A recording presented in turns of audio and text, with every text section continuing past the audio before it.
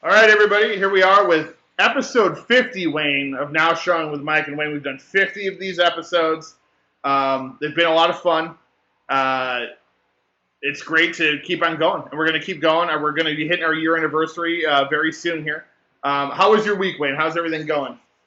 It was a nice week, short. I don't know if you had Memorial Day off, Yes, but I sure same did. here, yep. So 2 days off, Memorial Day and Tuesday. So really, wow, look at that, very nice. Yeah, but getting through a nice short week, and then just thinking this week coming up is like, man, all right, gonna be a long one. Yeah, exactly.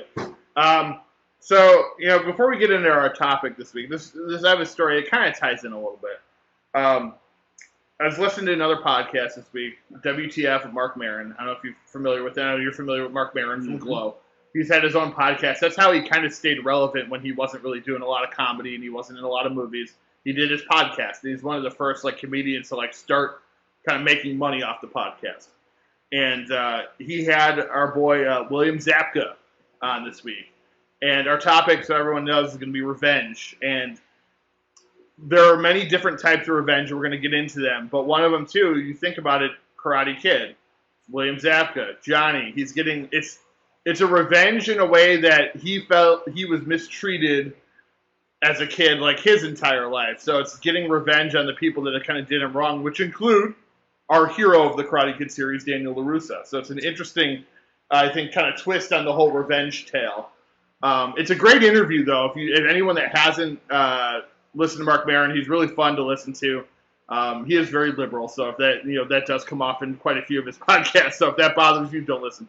But his conversation with Mr. Zabka was fantastic, and it reminded me of his performance because Mark talks about how he never really watched the Karate. He doesn't remember it. He's like, I know it's a thing that's out there, but I don't remember it. He's like, I was just cruising Netflix, saw this show, watched it. He's like, you're phenomenal in it. And we've talked about that when we reviewed it. Mm-hmm. William Zabka is really the reason to watch that show because he gives a phenomenal performance as Johnny. Everybody else is fine, but him in particular was really good.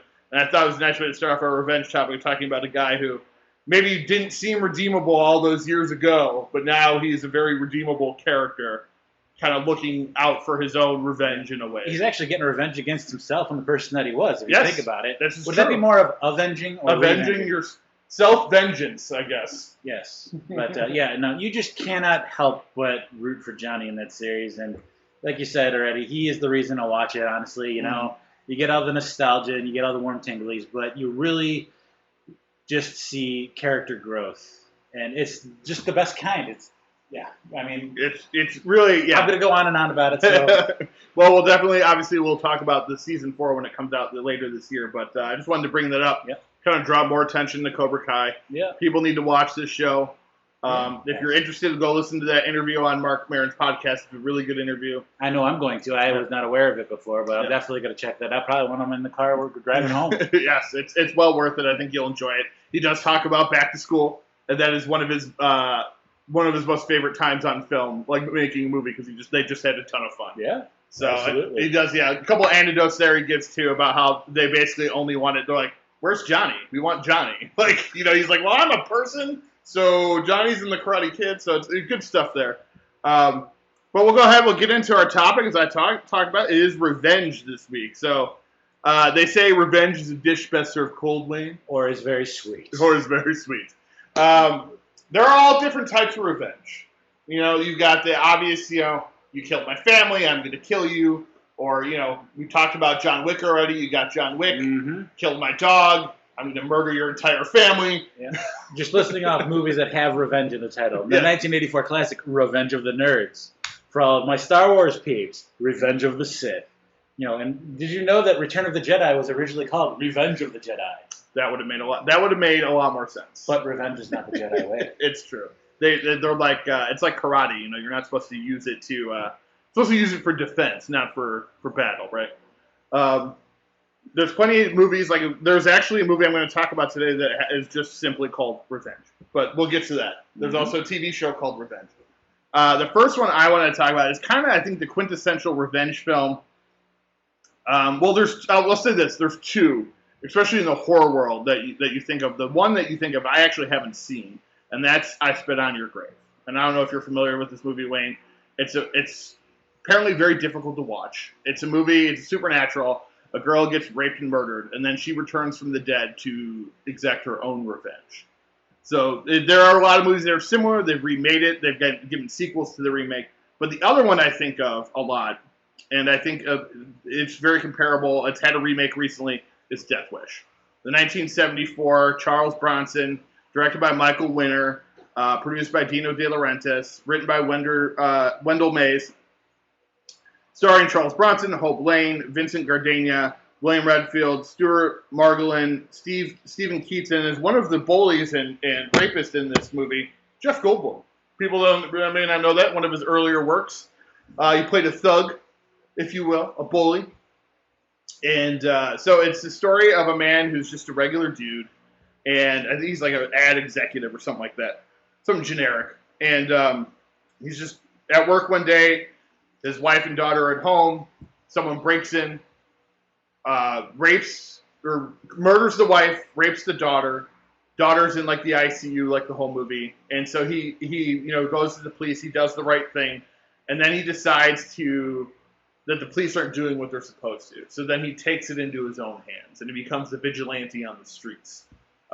This story has been done, I think, over and over again. I'm going to segue into another movie that's very similar. It's actually based off of the same material that I really like. There's a Sally Field, Kiefer Sutherland movie that sounds exactly like this. Probably. Yes. Is it Eye for... No, that's the other one. I've watched that. We recently watched the Kiefer Sutherland one. My wife put it on one day. That's it. Yeah, you're right. That's another. Eye for an Eye? No, Eye for an Eye is the Madeline Stowe one where she's blind. Very similar. Okay. And I think Kiefer Sutherland might be in that one too. Interesting. Don't trust Kiefer Sutherland in the 80s and 90s, people. That was what we were learning here. But you really can't trust him in 24 either because of his addiction problem. This is true. No, just kidding. Michael. How many times they say that name in that movie? There's a supercut of him saying Michael throughout that, or them saying Michael throughout that whole movie. Okay, so Charles Bronson plays Paul Kersey, and he wants revenge for what happened to his wife and daughter. So he seeks out the gang of what I love, and we'll talk about later in our second movie that we review this week. The 70s and 80s were all about roving gangs of white guys roaming the streets, murdering people. I don't know that to be true or not. That's just that was one of those things that, the Warriors, obviously, that was all about gangs. There was a lot of, actually, just not white guys in that one, but it was just all about gangs. But it just comes from that same time period where, like, the idea that these type of gangs were just kind of all over the place. Was it possible? I don't know. I wasn't alive till '83, so I didn't see any of this if it was. And a lot of it in New York. Most of them take place in New York, which was very sleazy in the 1970s, and that's, I think, very well documented. And that's where a lot of these stories kind of happen. So it's a really cool kind of slow burn movie about this guy being driven to his last nerve and what he needs to do to kind of feel like he's done enough. He couldn't protect his family his wife while she was alive, but he can do it, now, after she, when he can at least avenge her. And it's just it's a story that I think resonates. And that's the thing about revenge films. Like, I don't see you and me, Wayne, like ever wanting to like murder somebody, but I think we all feel like we have that revenge nerve in us that, like, if someone did something to one of our family members or someone that we cared about, like we could act like these characters in these movies. Now, most likely, we never would. I think just yesterday I told Vicky I don't have a select set of skills like Liam Neeson, so don't get kidnapped. Well, let's just further hope that we're never driven to a point or never have a traumatic experience where we have to feel those feelings. Exactly, right?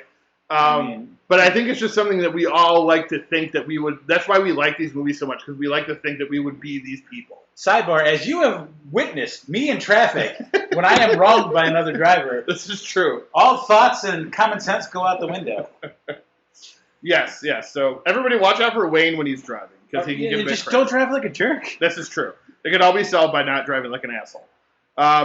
So Death Wish, again, it's a classic. I think a lot of people know this film. The other one I think that's talked about less that I want to touch on is, and I'll let Wayne get to one of the ones that he want to talk about. Before we can move on, sure. Didn't Death Wish have a less than stellar sequel not too long ago? And a remake. A remake. That's what I meant. They had plenty less than stellar sequels. I think there's like 3 or 4 of them that are just awful. Gotcha. The remake with Bruce Willis, directed by a guy who I like, Eli Roth, starring Vincent D'Onofrio as well, was awful. Bruce Willis did, and I mentioned this to you before, it didn't seem like he really cared. I really felt bad because I felt Eli Roth and Vincent D'Onofrio really tried their best to make that a good movie, and Bruce Willis just brought it down. The rumor is Bruce Willis doesn't respect you, that he's not going to do what you want him to do. He's not going to listen to you. He's just kind of a big baby. That's unfortunate. Yeah, it is. And Kevin Smith is the one that he's commented on that because of Copland, or not Copland. I love Copland. Cop Out. The Cop Out movie. That a lot of that stemmed from that. So he's been very open about that. And he's like, if you'll notice, there was one person who wasn't invited to the premiere. Everybody knows who it was. It was Bruce Willis. So, so it's unfortunate that someone that I think we've all kind of respected or at least liked his movies, at least, maybe not respected because we don't know him as a person, is kind of difficult to work with. And like I said, what could have been a cool movie, he kind of just hammed it up and ruined it. It's such a damn shame that, when you've made it to that level that Bruce Willis has, and help people out that are trying to get there. I'm not saying that Eli Roth isn't a star in his own right, exactly, but just be a decent person. Golly, man. I could go on and on about that topic. And, I think it'll just forever be a movie on Eli's IMDb page. And people go, oh, yeah, he did that one, too. That's right. Yeah. And kind of, go past it without really giving it much of a second thought. But in 2007, James Wan, director of the first 2 Conjuring movies, Insidious, Dead Silence, did a movie that was based on a novel. I don't think it was the same as Death Wish, but it was like a sequel in the Death Wish novels franchise called Death Sentence. And it stars Kevin Bacon, Garrett Hedlund, Kelly Preston, rest in peace, Aisha Tyler, and John Goodman. In this one, they are at a gas station, and his son is in the store, I think, and he's pumping the gas. Some guys break into the gas station. They shoot his kid. His kid dies. Then, when he fingers them and points out that this is the people that did it, they kill his wife.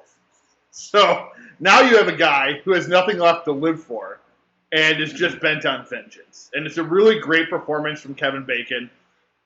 It's very, very dark. Very bloody. It does have a not Jonathan Tucker, one of the other, another actor that was in, Matt O'Leary. He was in Live Free or Die Hard. I always joke because in Live Free or Die Hard, he was, his name, or he dies in the opening, he dies before the opening credits, but then his name is in the opening credits. So it's always like, there's Matt O'Leary, and now he's dead. Was that the 4th one in the series, Live Free or Die Hard? Yes. Yeah, that's probably close to being one of my favorites. It is Rebecca's favorite. She actually, I will never pick anything over Die Hard. She picks Live Free or Die Hard as her favorite. It's good. It's a good movie. Yeah. And then, of course, we had a follow-up, which needs to be revenged. Which needs some vengeance done upon it. Some better editing. Yeah, maybe. That was really for any of you guys that don't know. Yeah, we have picked out some bad edits in that movie that just really bother us as post-production experts, if you will. Don't make any sense whatsoever. So anyway, Matt O'Leary, he's the main thug that kind of like gets this all started. And then Garrett Hedlund is his brother, who's like, so it's one of those things, it's a movie, it's from 2007, so if you haven't seen it, I'm sorry, I'm probably going to spoil some elements of it. So like, Kevin Bacon's kid gets killed. Then his wife gets murdered. After he rats out to the police who the kids were. Then he kills the kid that killed his son. So then the bad guy wants revenge against him for killing his brother. So it's like this big like pot of revenge, and it's just like mixed up, and like whoever comes out on top. Let's put it this way: basically, no one's gonna come out on top on this one. So it's like The Departed. Yes, basically it's like The Departed. John Goodman plays the guy that gets him like all his weapons, which is nice. It's always nice to see Goodman in a movie. Absolutely. It's, I think, a little lesser known James Wan movie. I did actually see this in theaters with Rebecca back in Illinois. Lee Whannell also makes an appearance. He's one of James Wan's collaborators, and he's obviously gone on to do like his own movies and directing and all that. From your description, this sounds like a film franchise trilogy. It's crazy really that does. they crammed it all into one movie. They did, and it's only like an hour, and it's under 2 hours. So, but I really recommend it if you can seek this movie out. Death Sentence, it is out there to rent or buy. You know, I don't know how expensive it is, but I really do recommend this movie. It's a lot of fun. It doesn't sound like it. It sounds very dark, but if you like these type of movies, I think you'll enjoy it. So, Wayne, what was one that you wanted to talk about? I want to just, as we talked about, there's many diving into this, but obviously, as a fan of the franchise, I want to talk about the fourth Fast and the Furious movie called Fast and Furious. Yes. This was, for me, the rekindling or revival of the franchise because everybody's back. Yes. Dom Toretto is back. Vin Diesel. Obviously, Paul Walker is back. Michelle Rodriguez. Our two lead guys were not in the third one, to Tokyo Drift. I take that back. Vin Diesel was at the end, but that's it. So. And it's honestly interesting as we've seen these movies come across how they fit in the timeline because Tokyo Drift is actually one of the last ones in these. They've had to really, which is funny because if you watch it, the technology in that movie is nowhere near the technology now. Yeah, so it's hard to believe it takes place after, but it does. But yeah, so Fast and Furious, the fourth film in the franchise. Brian O'Connor, played by the late Paul Walker, rest in peace, Paul, is back working for the FBI in Los Angeles and teams up with Dominic Toretto to bring down a heroin importer by infiltrating his operation.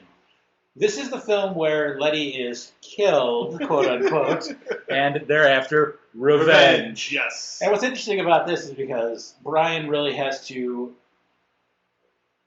convince Dom that he can be trusted again. Yes. But if you think back, Brian kind of gave up everything so Dom could go free at the end of the first movie. Right. So yeah, there's a little bit of like, quit being a dick, dude. Yes. But you can understand because the love of his life has been brutally murdered and he's not thinking straight. Yes. Is what's going on for sure. This is the first time we get the ensemble, I think, or is it maybe the fifth one? No, the fifth one's where they bring in The Rock and stuff, and then the sixth one is where they bring everybody back. This is the movie where they bring Vince back, and they're in Brazil, correct? At some point. Yes. Okay. No, Brazil's the fifth one. Sorry, That's the Brazil's the fifth one. As you can tell, there are so many Fast and the Furious movies that we're getting a little confused. Let me pull up on Wikipedia. Regardless, this is, like I said, this is the revival of the franchise because after Tokyo Drift, I think people were kind of like, but Vin Diesel and Paul Walker were able to revive and energize this franchise, and we're going on Fast 9 coming out later this year, early next year, June 25th. So it's already out internationally. It'll be out here June 25th. Yeah. So 4 is the first one where we get Gal Gadot. Gotcha. As Giselle Yasher. She is then in, I don't think she's in the fifth, but she's in the sixth, and no, she's in the. She dies in the sixth one. She dies in the sixth one, yes. Spoilers, sorry. Spoilers, yes. So I did one because I knew you were going to talk about this one, but we could also talk even with revenge films, Furious 7. Yeah. Because you get Jason Statham's character. It's kind of the reverse. You have the villain out for revenge because they went after, they put his brother, they didn't kill him, they put Luke Evans' character from the sixth movie into a coma. Yes. And so now Jason Statham is out for revenge and wants to take them down. Yeah. So it was honestly one of my favorites. Partial because, again, it was directed by, as the director I just talked about, James Wan. Mm-hmm. So I'm a huge fan of his. I really liked what he did with that one. I also refer to it as Fast and Furious World Tour because they literally go around the world in that movie. Yeah. But it's nice to kind of see them on the run from a villain and kind of doing his bidding because they're trying to make sure like he's not going to murder them. Exactly. But they're also trying to like beat another bad guy at the same time, played by Jamon Hansu. So there's two. You got one. They're chasing one villain, and then they've got another villain chasing them. So it's a very interesting cat scenario, I guess. Cat mouse cat. Mouse cat. Yeah, that works. But yeah, so there are some revenge. This is a good example of revenge tales inside franchises. Yeah. That could be separate movies. Like the whole Fast franchise is not a revenge franchise, but some of the movies come off that way. So you could even argue Fate of the Furious too, because that's where they steal his child. So that's another one where he's kind of out for revenge, but also trying to save his child. So A crazy franchise. Yeah. And I know we are going to get going deep in this franchise eventually at some point. For sure. I will. 7. The way they ended 7 is always going to be my favorite, and how they should have ended the franchise. How they should have ended the franchise. Yeah. But hey, I'm not saying I don't like 8, and I hope 9 is going to be great. It was the perfect wrap up. So it was after what happened to Paul Walker. It would have been a nice send off, I think. But there's heavy rumors, and they've pretty much confirmed we are going to see Brian O'Connor again in Fast 9. I've heard that already. I think it's probably. I don't know if it's just going to be a little. There's Brian and Mia, or if he's going to be saving the day somehow. I know that Paul Walker's brothers are involved, so that's really cool, and they got the blessing of Paul's daughter to do this. So I'm excited. I really hope I'm not disappointed. Yes. Things I'm going to do for my country. Wrong movie. There are, Han is in Fast and Furious 4, by the way, as are the 2 Puerto Rican singers that are in Fast 5. Yeah. So there is some tie-ins that go into Fast 5.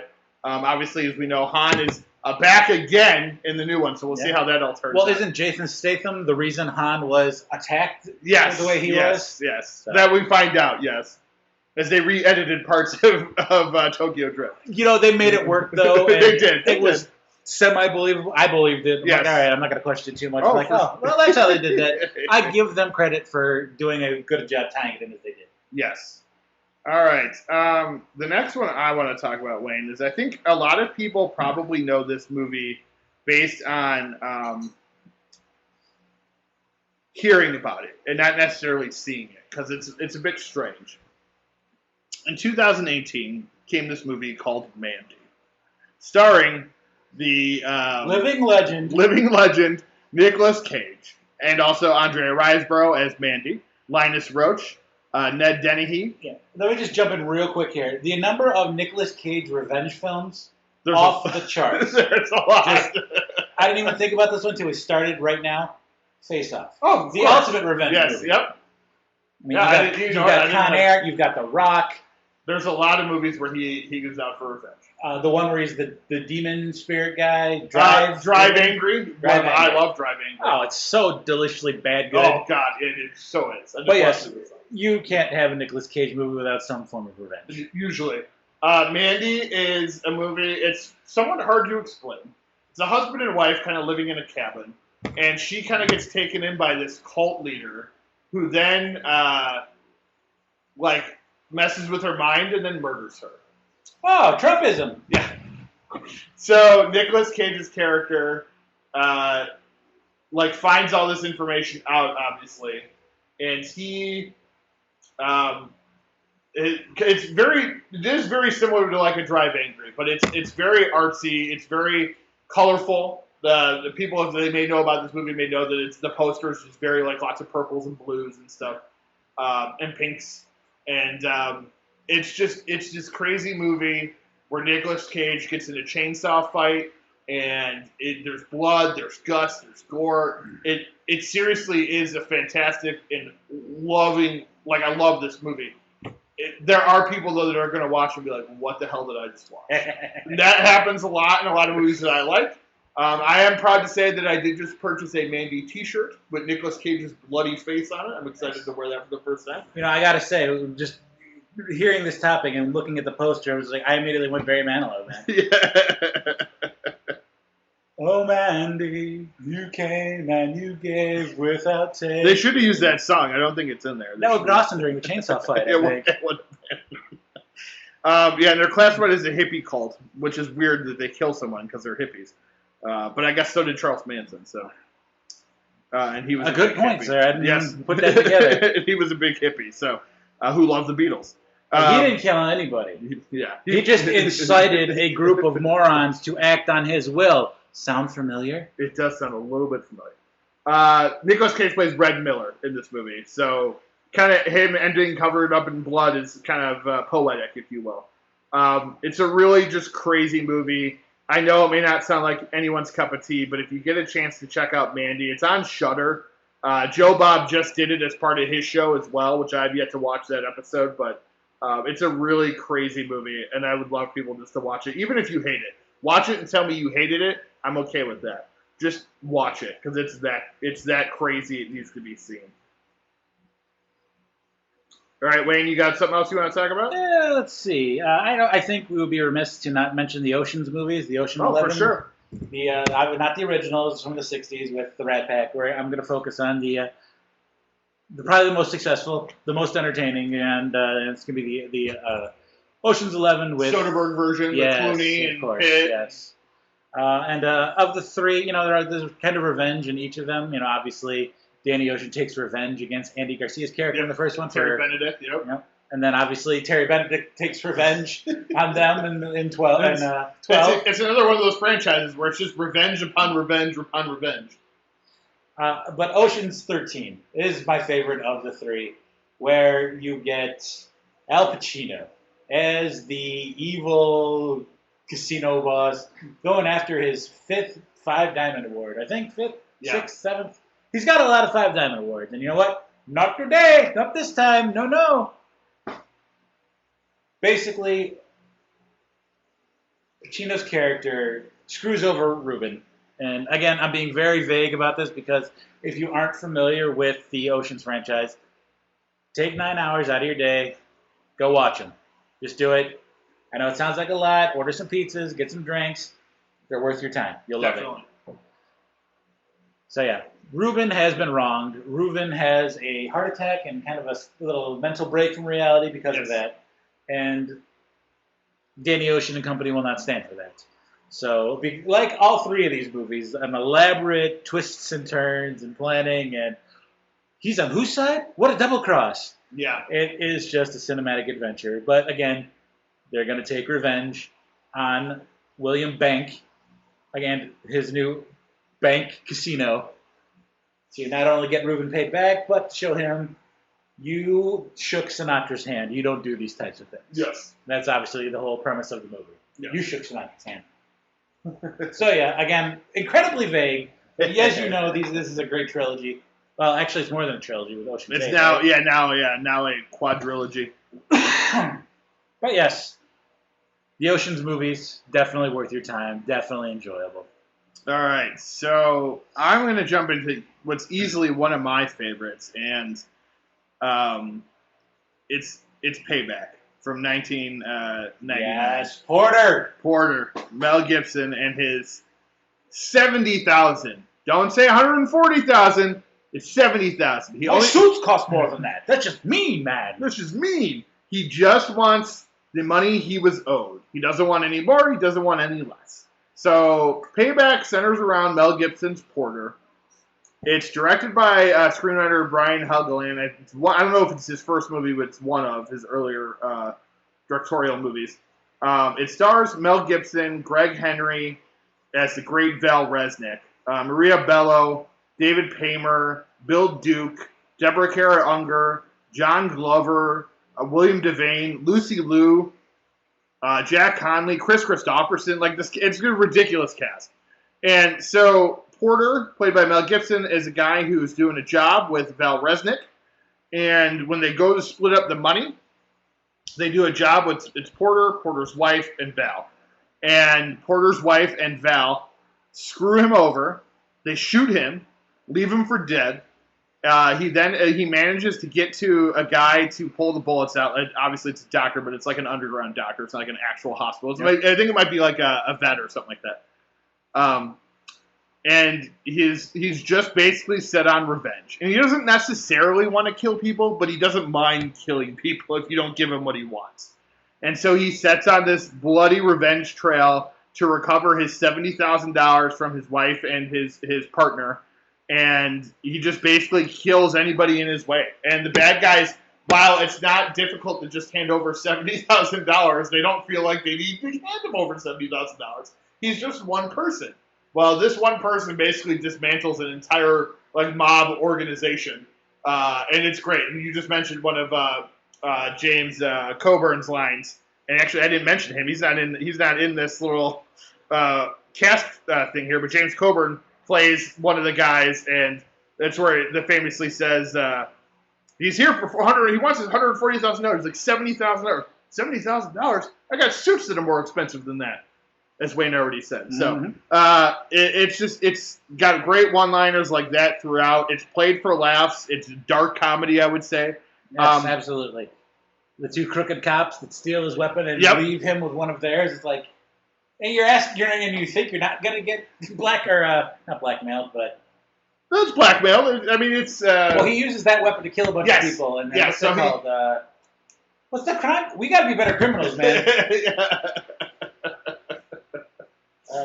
I can't for the life of me think what that's called, but yeah, he basically makes it look like these cops killed Makes it look like the cops did it, yeah, because he has their gun. So it's a very interesting, just like plot all the way around. Now they have done. Brian Helgeland did a version where he like recolored it, which I'm not as big of a fan of. I prefer the kind of washed out looking original that we got. It just felt more like film noir than anything, where like the newer version feels more like just any other old revenge movie, any other old action movie.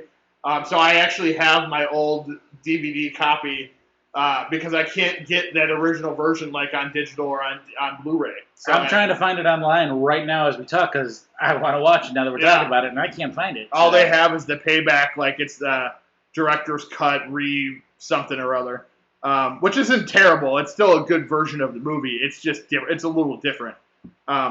So yeah, Payback is just one of those movies I've always been a huge fan of. I used to watch it all the time. I haven't watched it in a little while, but it is really such a great movie. So if you can catch it, if you can get the regular version, it's an hour and 40 minutes. If not, like I said, there is the other version that's more out there right now. But yeah, Payback. That's definitely one to check out. Another one I wanted to talk about is Last House on the Left, but it's not going to be the one everyone else is thinking about, which is the original. Horror fans may scream and yell at me when I say this way. I prefer the remake to the original. Really? Okay. I only just saw the original recently. I did see the remake of Last House on the Left first. But the original is so grimy and so gross and so nasty that it's really hard to like. Like it's a movie that I'm like, okay, I saw it. I don't know if I'll ever watch it again. I can be honest. Like I honestly don't know if I'll ever watch the original Last House on the Left again. The remake, I've seen it a couple times. Last House on the Left is about a girl and her friends who are raped and murdered. One of them, in the remake, one of them is actually left alive. But the killers kind of get lost out in the forest after they rape and murder these girls. Or one of them. And like I said in the remake, it's different in the original. Yes. And they end up finding a house to stay at. Well, the parents end up putting together, I think through like a necklace or something, that they were around their daughter, and their daughter is no longer, they can't find her. So they start putting together that these people did something to her. Now in the remake, the daughter actually like makes it to the house, and so they're able to find out like, hey, this is what happened. Yeah, the remake with the great Aaron Paul. Yes, Aaron Paul. Also, Garrett Dillahunt, who was in Army of the Dead, which we just watched. It has Tony Goldwyn as the father. Yeah. It has. Let me just bring it up real quick because it actually has a pretty good cast list too. I actually did a comparison contrast in film school about this. Oh, really? This movie in 2009, and then I think 73, 72, and just the comparison contrast. And I actually agreed with you that I enjoyed the remake better. Just the content wise, and it's just not. It's one of those things like it just feels better. Like you feel more. The original leaves you kind of feeling like, oh shit. It leaves you nauseous and kind of like, even though they got their revenge, you're still like, wow, this is messed up. This one gives you more of like the heroic like, yeah, put his head in that microwave and watch his head explode. Yeah. Like, that's how you feel when it happens, because they're so, and it's probably because and I'll say this knowing that, like, Garrett Dillahunt, Aaron Paul, and the Ricky Lindholm, who's actually a comedic actress who plays a very serious role in this movie. She's the girlfriend of the lead rapist. They give their roles a lot of character. Yeah. And with the original, I don't feel like you really care about not that you care about these people because they're bad guys, but you don't, and they're rapists, but you don't get to know them in the original. So in this one, you kind of get to know how bad they are. So when they get murdered, it feels like a release, if you will. It was directed by Dennis Olatis. Like I said, based on the original by Wes Craven. Garrett Dill Hunt, Monica Potter is the mother. Tony Goldwyn. Michael Bowen is in it as well. Ricky Lindholm, Aaron Paul. Sarah Paxton is the daughter.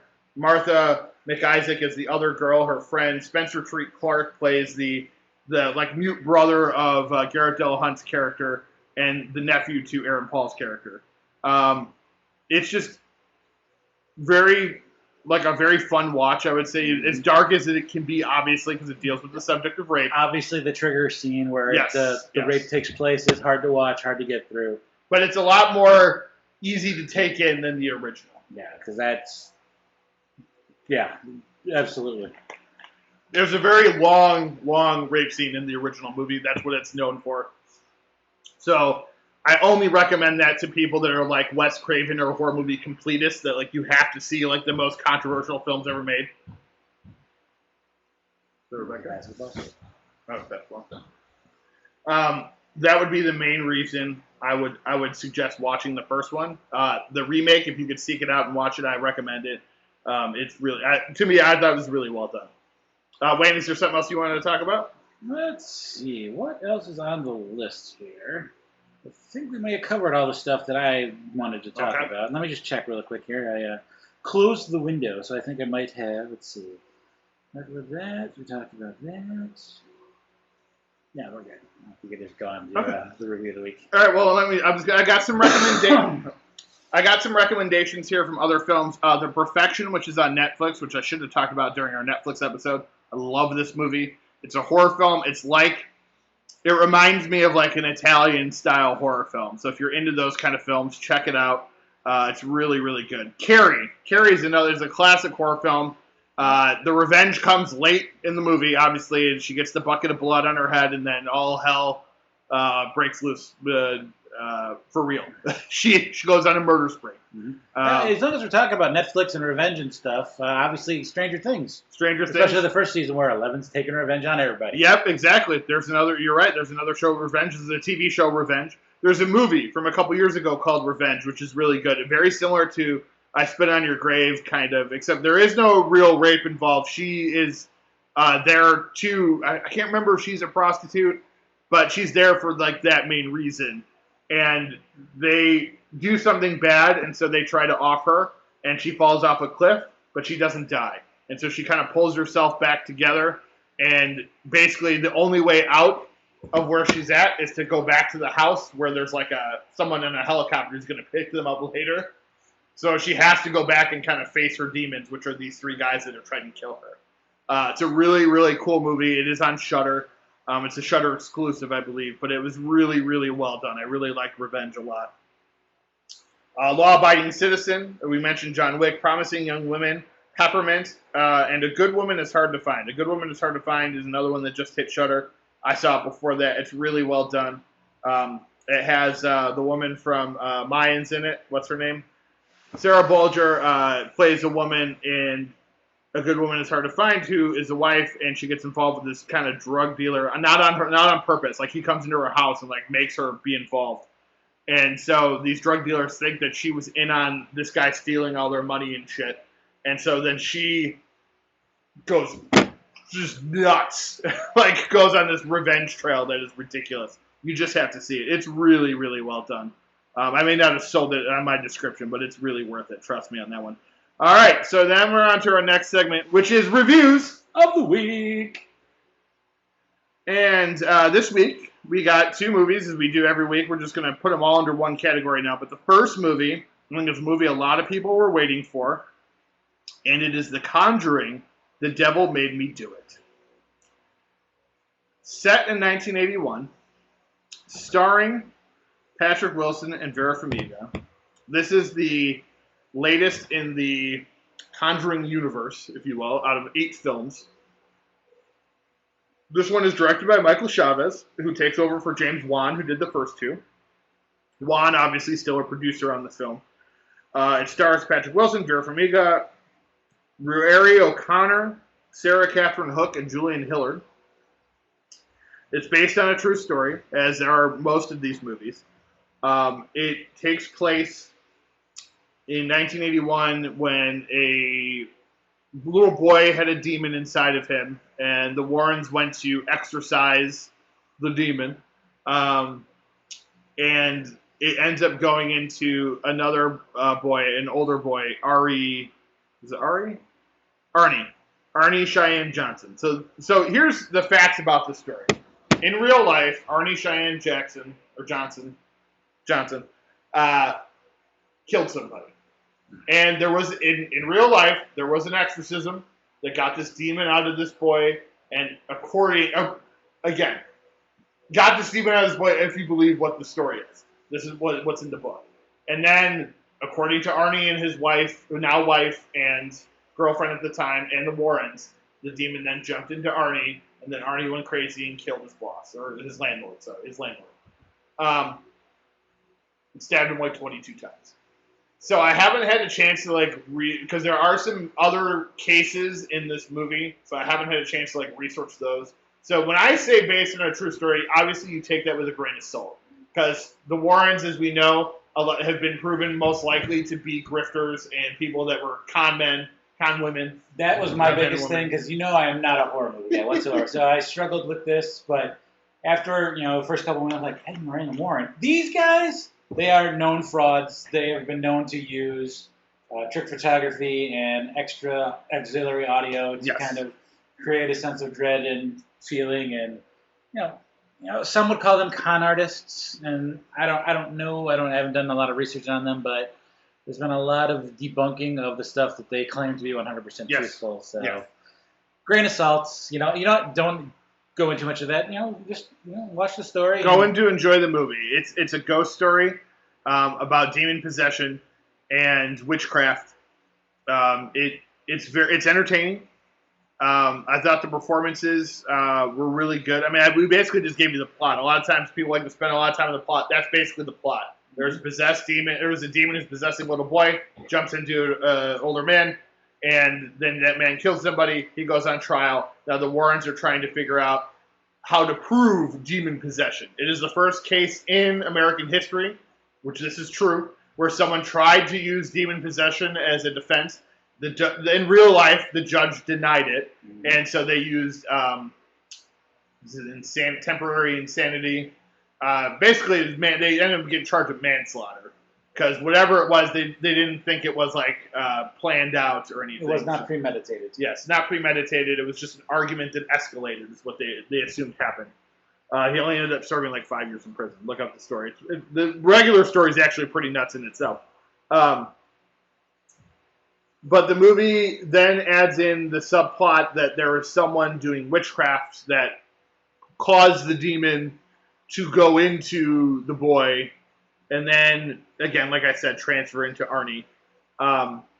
So they create, in this movie, unlike the other Conjuring films, they create a human villain, which is something we haven't seen in this universe before. So that was an interesting element, but if you're into believing ghosts and demons and all that stuff, Conjuring 1 and 2 feel much more realistic, Wayne. I know you haven't seen them. Yeah. Conjuring 3, while entertaining, to me, it didn't feel as realistic as the other two did. So it was a little bit far-fetched, because they added this element that was definitely not in the original story. Right. So it was just I was confused at why they added it in. But it's still made for an entertaining film. In researching this, a lot of people in the reviews are not as scary as the first two. Why did they ruin it by adding this in? Yeah. Again, without seeing the first two, I can't really give an honest opinion. But yeah, I could have done with just sticking to that, and I think they would have been fine. I think they would have been, yeah. I think they probably would have had a better story. They probably would have. I think the story itself was better. You could have done a whole trial movie, which is what I kind of thought it was going to be. But it was just, like I said, it's a good movie, and it fits well into this universe. It's better than The Nun, the first Annabelle movie, and The Curse of La Llorona. Because those were not good. So it was way better than those movies. But it's not as good as Conjuring 1, 2, or even Annabelle 2 and 3. I'd say Annabelle 2 and 3 are actually better movies than this one. But it fits right in there. It's a nice little story. It's great. You know, what's great about this franchise is that they were able to turn the Warrens into its own movie universe. Yeah. So I thought that was a really cool concept that they were able to come up with. And, Universal forever has been trying to make their own MonsterVerse and stuff, or Monster Universe. Not MonsterVerse is the Godzilla universe, so not to confuse it with that one. But the Universal Monster Universe. And they haven't failed to do it. Yet here is James Wan and company at Warner Brothers, and while all the movies aren't great, they still make a lot of money. They get butts in seats, and it's been a franchise that's only been around for 8 years, I think, because Conjuring 1 was 2013, so only 8 years. I mean, and they've had 8 movies, so they're averaging a movie a year. And this was, like I said, this was another one. It was a solid entry into the universe, but not as good as the first two. And the Warrens are actually, when they are in Annabelle Comes Home, so as it fits with the Warren movies, it probably sits fourth. As the Conjuring movies, it sits third for me, obviously. But it is, again, and I don't want to sound like we're crapping on this movie, because it's a solid film. It's just, there were a lot of things that I think could have been done a little differently. I think Patrick Wilson and Vera Farmiga really make it worth watching. Just their performances alone are nice in this film, and really add to the kind of nuttiness that happens a little bit towards the end. Any final thoughts, Wayne, on Conjuring? Yeah, they did a really nice job with just the feeling of unease. I mean, you get your jump scares and you get the points where you're supposed to be scared, but just the overall uncomfortable feeling, I think, watching it, and you're dealing with a demonic possession and an exorcism. With I do really enjoy the again, another movie that scares the ever living Christ out of me. The Exorcist. They gave that little nod at the beginning. Yes, I love that. I was like, oh my god. I literally had like a cold chill run down my spine and nearly peed myself when I saw it. I'm like, oh god, not again. Because that movie, The Exorcist, traumatized me and tormented me throughout my childhood. Yes, they pay homage to The Exorcist opening scene, or not opening scene, but one of the introduction scene to one of the priests in Exorcist. And it's really cool how they did that. That part really excited me. The one thing I'll say to end this review of this particular film before we get to our next one is James Wan has such a way with atmosphere that he doesn't need to rely on the jump scares. So that's why I feel a lot of the movies outside of the two that he directed fail in this franchise. The other ones that did well, Annabelle Creation was from another director who I think did a really good job in his first movie, so it really kind of showed. And he was really good with the atmosphere as well. That's why that movie works. And the same with the Conjuring movies. Like, it's not, there are jump scares, but it's not relying on the jump scares. Mm-hmm. There's a lot of, like, what I love about Wan, which we didn't get a lot of that in this movie necessarily, is he'll do a shot where, from Insidious, Rose Byrne walks by the camera, she goes out of frame, and in the background, there's just a little kid sitting there, a little ghost kid, just sitting there chilling. No jump scare, nothing, and you're just like, you look at, like I look at Rebecca, I'm like, do you see that? Like, do you see that kid in the back? Like, it's creepy. It gives you that atmosphere to horror, and that's why I wish Juan would have done this movie, because he's so good at that. I'm not saying that Chavez can't get there, I just didn't feel that same kind of edge of your seat scares that I did from those first two movies. Right. But like I said, it is solid. It's a solid film. Definitely check it out. If you can see it in theaters, great. If not, it's on HBO Max for 30 days. Yeah. And then it will hit, the $20 rental price circuit and all that stuff. And just a little tie-in here when we're talking about the Warrens and whatnot. They were also one of the first to investigate the Amityville haunting. Yep. Which we now know was a hoax put on by the people that lived in the house. Yes. So that was one of those things that came out somewhat in the last 10, 15 years. Yeah. That the Amityville Horror, which is a terrifying film in its own right, and then of course the remakes with isn't Ryan Reynolds. Another one. I like the remake better. It's another one like Last House on the Left. The first one didn't do that. Another situation where it has after research it has been proven to be false. Yes. And Well, and they straight up admitted it too. They were like, "Yeah, we made that shit up." Like, just they wanted to sell their house and they wanted to be famous, and so you have that obviously out there. Now, I like to believe that ghosts and ghoulies and all that stuff are real. Just my own inner horror nut, but I'm also very skeptical too at the same time. So, these type of movies you have to take with a grain of salt, including like Amityville Horror and some of the other ones. But they're fun, and like I said, it's a nice entry into this universe. It's just it could have been better. All right, we're gonna move on to our next one, Wayne, which fits into more with our topic this week, and that is Savage Streets. I was very excited to hear about this movie that we were doing it because of one of the executive producers was. Michael Franzese, a known member of the Mafia, La Cosa Nostra.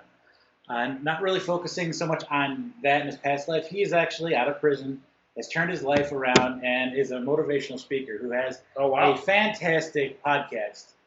And YouTube channel is actually where I watch most of his stuff, where he just talks about his former life. He is a born-again Christian, so he talks about what his experiences were and how it kind of changed him. And it's like, you know what, I need to stop doing this illegal, awful shit to people, basically, and just be a decent human being. And now he goes around and he does motivational speaking, and he's just a really solid guy. And like he does things for the community and talks to people, but he also is free with information about his time in the mob, which is fascinating stuff to me. Interesting. How that all worked and how it So yeah, I was absolutely thrilled to see Michael Franzese's name pop. I was like, yes! So, that was exciting. And that's cool. I didn't even know that. It's something I didn't know. So. He actually has this really cool project that he's working on about how the government now kind of acts like a branch or has modeled themselves kind of after the mob. Okay. And how they organize and, the whole term of legalized theft and how people can get away scot-free with things. So, it's very interesting. I am excited to continue to listen to him speak. Definitely check out Michael Franzese's YouTube channel. And, if you're into mob stuff or just want to hear uplifting messages, he's a good dude and very inspirational. So cool. I know our friend Vinny Barbera is a big fan of his. He actually turned me on to him. So thank you, Vinny. Yes, sir. All right. So on to the movie directed by Danny Steinman. It stars, we talked about Exorcist already, it stars Linda Blair. Yep. Linnea Quigley, who's also a horror icon in a lot of B horror films in the 80s and 90s and beyond. This movie is about a bunch of high school kids, a group of high school girls. That all look like they're in their 30s. They all look like they're in their mid-20s or 30s, except for Linnea Quigley. Linnea Quigley, I believe, was actually pretty young when she made this. She's the deaf sister, Heather, of Blair's character. The Jake character's like, I walked through high school and he's in my class. I'm like, yeah, he's not a cop or someone else. Now, here's the thing. They never say that Jake and the other two guys go there. Vinny is the only one that's actually in high school, I think.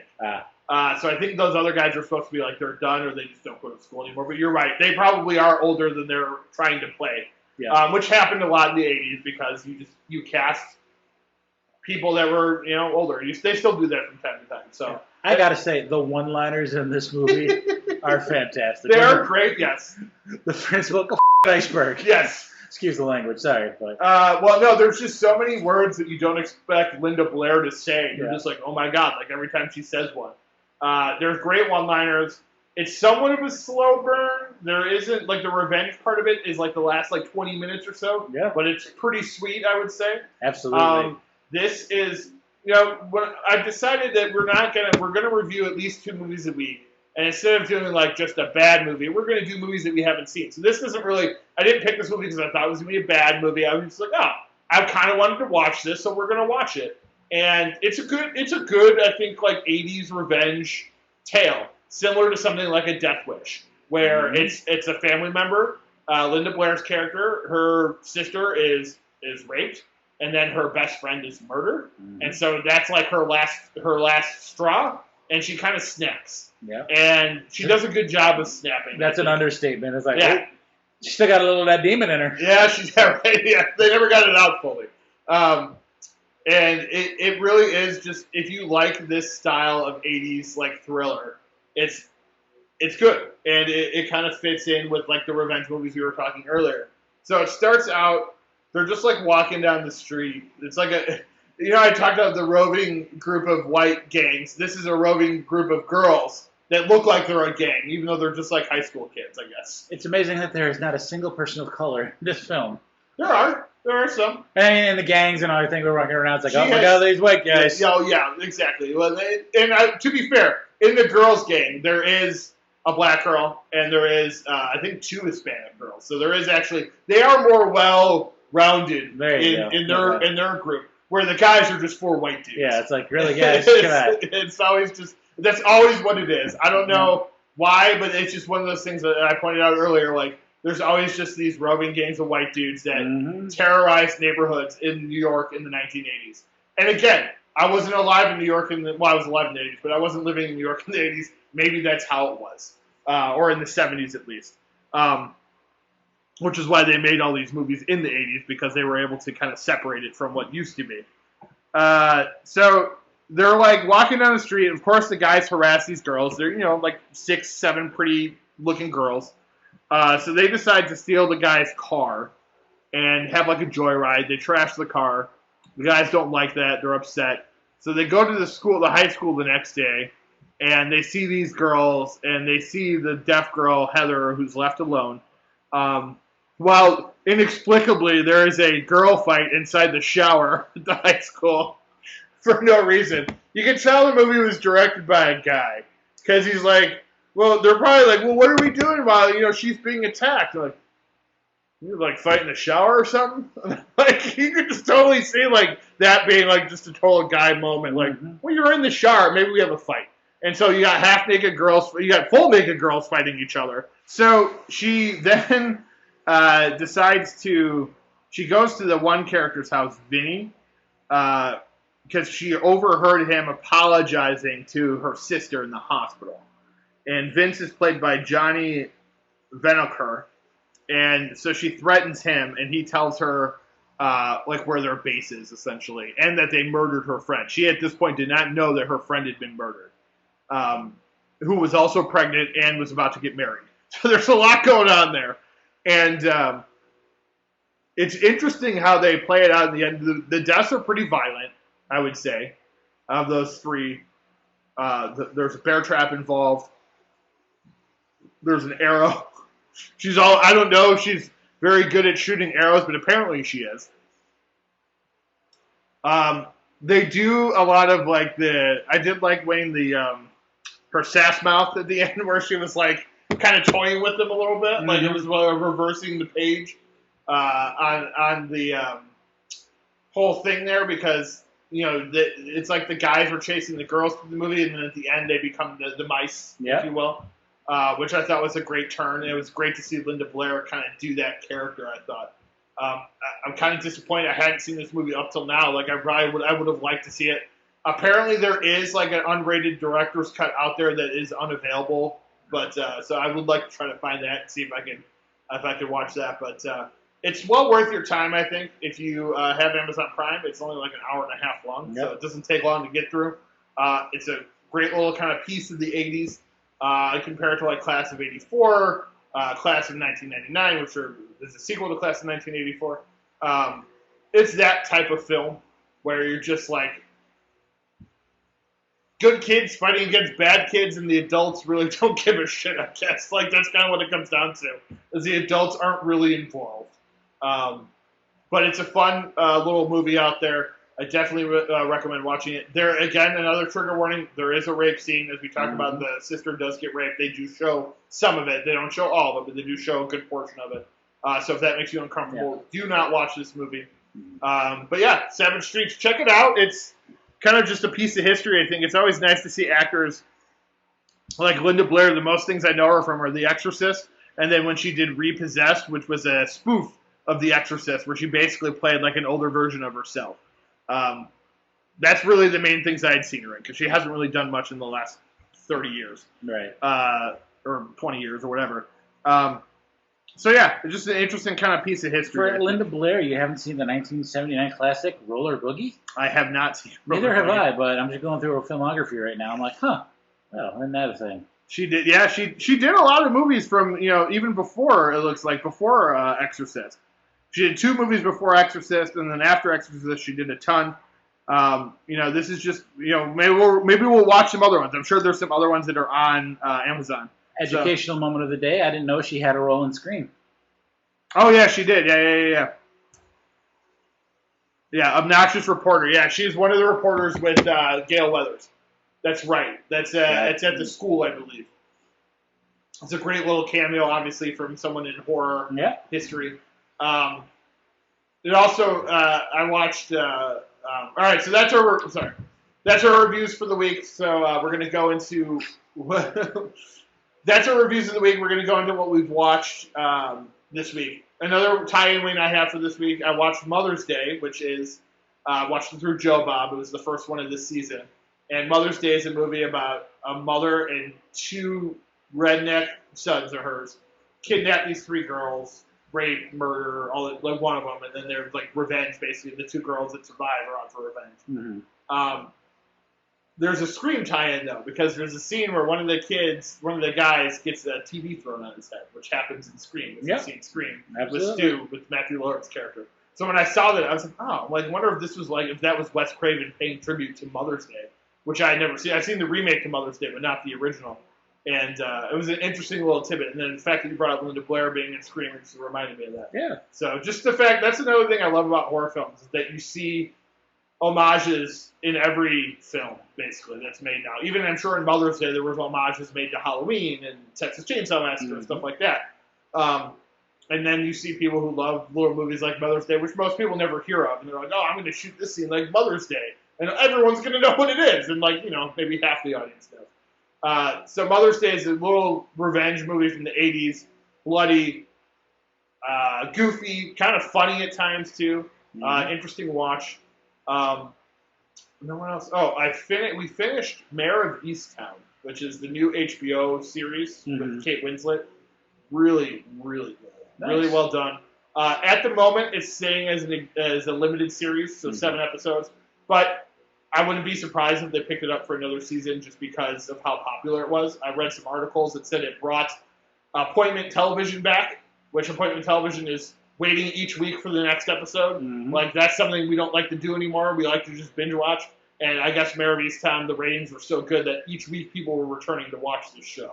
Nice. So, that's what they're... when I heard that, I'm like, it's probably going to get picked up for a second season. It's a cop show, so it's one of those things, it could easily be written... You could easily write another show, another episode, another season. But it was meant to be kind of this one-off type of show. So it's really good. I recommend, if you haven't seen Mayor of Easttown, get on HBO. All 7 episodes are out now. It's really, really good. Especially if you like a lot of the British cop shows. It fits into that mold very well. So that's what I've watched this week. Wayne, anything you've watched? Oh, man. I am almost done with Stranger Things. I'm on season 3 right now. Already? Jeez. I've been powering through. It's been a blast. Just, there's 3 seasons. And like we talked, I think it was even last week, just how each season is so good for its own reasons. Yep. Yeah, so we are headed toward the mall for the final competition. Nice. And then I also finally finished my rewatch of Star Wars Rebels, the animated series on Disney Plus. I know it's Star Wars and it's an animated series, but there's a good amount of feels of nostalgia in that. So really well done. I really want to know what happened to these characters. And I hope at some point they'll revisit and conclude where it is. So, with all the stuff coming out of there, I wouldn't be surprised. Some great tie-ins to the originals and to the Anakin Skywalker Darth Vader thing. Yeah, really enjoyed it. That's pretty much those are the 2 main things I focused on. So okay. All right, I'm going to get into news and notes for the week. There's a lot, so just bear with me real quick. TMNT reboot to hit theaters in 2023. Melissa Barrera, star of upcoming Scream film, takes the lead in Netflix survival series Breathe. Stephen and Robbie Amell officially making Code 8 sequel. Code 8 was a sci-fi movie they teamed up on together. Jonathan Majors from Lovecraft Country joins Creed 3. Elijah Wood joins Toxic Avenger reboot as main villain, reteaming him with director Macon Blair. Alice Braga joins Ben Affleck and Robert Rodriguez's Hypnotic film. Taylor Swift joins Robert De Niro, Christian Bale, Margot Robbie, and John David Washington and David O. Russell's star-studded next film. Blumhouse and Jamie Lee Curtis are turning Kay Scarpetta crime book series into a TV show. John Boyega drops out of Netflix Jeremy Saulnier movie Rebel Ridge for family reasons. His part is being recast, but he does have a lot of stuff going ahead with Netflix, so there is no like fracture of relationship or anything. It was just something happened, and he had to bow out for now. Donnie Yen and Shamir Anderson join John Wick 4. Wedding Crashers 2, Wayne, is possible. It might be in the works at HBO Max. Nothing has been official yet, but apparently there was a call sheet that was released where all the main characters are coming back. So that's interesting. That's perfect. I think a perfect sequel for streaming. Some of this we've seen something like that lately with Coming to America and stuff like that, getting their own sequel straight to streaming. Blake Lively leading cast in Netflix thriller We Used to Live Here. Justina Machado from One Day at a Time and Purge Anarchy will star in the Horror of Dolores Roach TV series for Amazon. Yahya Abdul-Mateen to star in Emergency Contact for Warner Brothers with The Rock producing. Issa Rae cast as Spider-Woman in Into the Spider-Verse 2. And Christina Ricci quietly joins The Matrix 4. So it must be some sort of like digitally added character or a voice or something because they've already finished filming. So, all right, movies coming out. Wolf, George McKay, and Lily Rose Depp hits theaters December 3rd. Why the Last Man series hits FX and Hulu in September. American Horror Stories, which is a spinoff of American Horror Story, debuts July 15th on FX. American Horror Story Season 10 debuts August 25th. Archer Season 12 debuts August 25th as well. Taika Waititi and Sterling Harjo's Reservation Dogs premieres August 9th on FX. The White Lotus TV show debuts July 11th on HBO. The Eyes of Tammy Faye, starring Jessica Chastain and Andrew Garfield, hits theaters September 17th. Reminiscence, starring Hugh Jackman and Rebecca Ferguson, hits theaters and HBO Max on August 20th. A lot of deaths this week as well. Joe Lara, played Tarzan in The Epic Adventures, dead at 58 in a plane crash. Romy Withal from Face Off and the Howling franchise and House of Usher, dead at 57. Buddy Van Horn, who was Clint Eastwood's stunt double and a director, dead at 92. Robert Hogan from The Wire and Law and Order, dead at 87. Bulgarian actress Lorena Kimberova from Leatherface, Doom Annihilation, Night World, Day of the Dead, Bloodline, and Death Race Beyond Anarchy, dead from bilateral pneumonia, which were a result of lung problems she developed from COVID. She was only 30 years old, Wayne. We reviewed her in Doom Annihilation. I don't remember exactly which character she was. She was a sort of doctor or something. Right. But yeah, rest in peace to her and everybody else on this list. Again, another kind of big list for the week. But that's our show, everybody. So thank you for listening. We really appreciate it, everybody out there. Yeah, that's it. For Wayne Yerke, I'm Mike Kirkpatrick. Thank you for listening. We're now showing with Mike and Wayne.